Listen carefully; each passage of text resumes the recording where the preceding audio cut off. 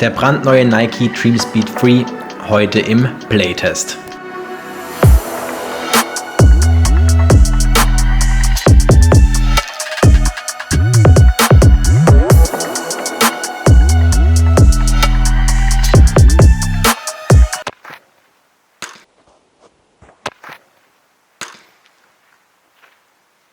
Neue Fußballschuhe für Cristiano Ronaldo, die tatsächlich aber nicht nur von CR7 getragen werden, sondern beispielsweise auch von Kylian Mbappé, Ansu Fati oder auch Erling Haaland. Also die schnellsten Spieler, die es eigentlich aktuell auf dem Planeten gibt.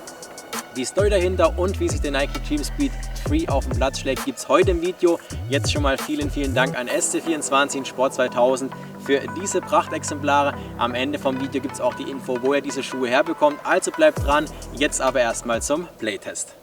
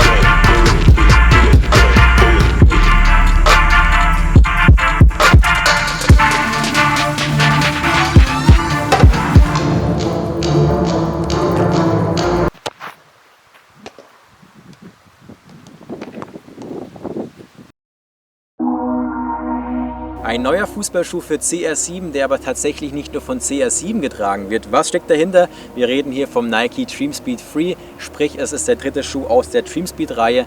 Und am Anfang war das genau so gedacht, dass nur 3 Spieler diesen Fußballschuh schnüren dürfen. Das war Kylian Mbappé, Cristiano Ronaldo und Sam Kerr.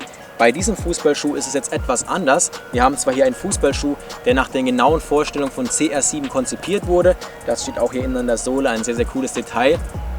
Aber dieser Fußballschuh wird wie gesagt auch von Kylian Mbappé, Ansu Fati, Bruno Fernandes oder Erling Haaland gespielt. Wie das zustande kam, das erkläre ich euch jetzt. Und zwar soll die Story von CR7 bzw. natürlich auch seine Erfolge der nächsten Nike-Generation eine kleine Motivation bieten. Und Nike sieht es an der Zeit, dass quasi die jungen Spieler das Zepter übernehmen und anhand von CR7s Geschichte natürlich eine Inspiration haben. Sprich deshalb natürlich auch sehr viele junge Nike-Spieler mit dem Schuh unterwegs, wie beispielsweise Ansu Fati oder Erling Haaland. Es ist zwar ein Fußballschuh für CR7, wir haben ja auch sehr viele Details, da kommen wir gleich dazu. Dennoch soll es für die jungen Spieler quasi nochmal eine Motivation sein, für die schnellsten Spieler, die natürlich ihre Träume verfolgen.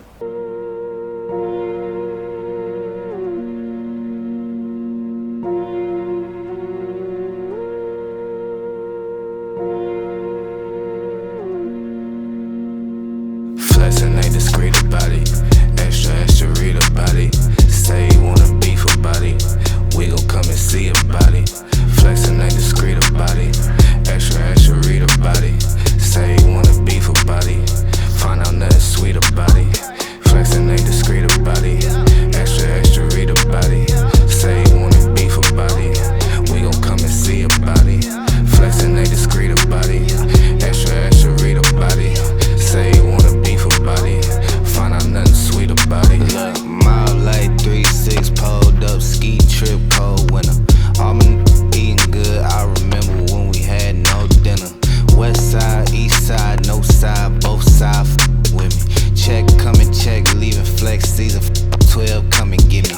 Get up to run around, high speed, chasing all the big bags. Bending corners, bending rules, bending necks, get up the whiplash. Slide through hot knife, warm butter storm, gutter drain lane. Young man, old habit, still at it, tryna let my chain hang.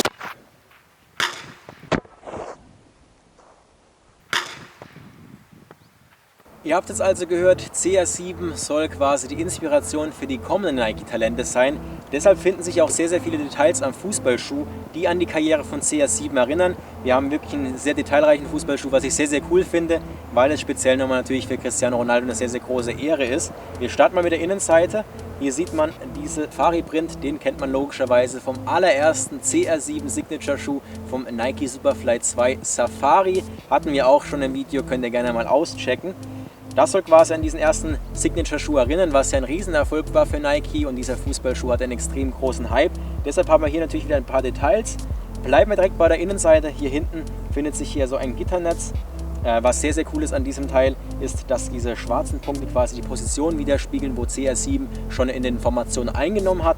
Auch ein sehr, sehr cooles Detail. Genauso hier am Vorderfuß haben wir nicht nur verschiedene Muster, sondern dahinter steckt auf jeden Fall auch eine Botschaft. Zum einen hier dieses Netz erinnert logischerweise an das Tornetz und die zahlreichen Tore, die CR7 bereits geschossen hat. Die kann man wahrscheinlich schon gar nicht mehr zählen. Und natürlich hier unten auch nochmal das Tornetz. Der Safari-Print findet sich hier auch nochmal an dem Vorderfuß wieder.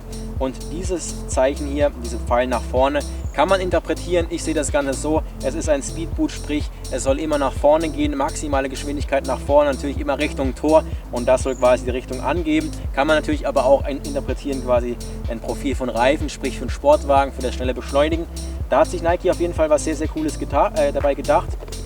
Genauso die Sohle extrem geil gemacht. Hier haben wir auch nochmal das Tornetz und den Safari-Print.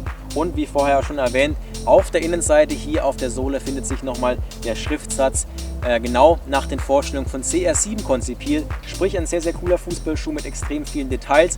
Jetzt könnt ihr mal eure Meinung in den Kommentaren da lassen. Was sagt denn ihr zur Optik vom Nike Dreamspeed Free?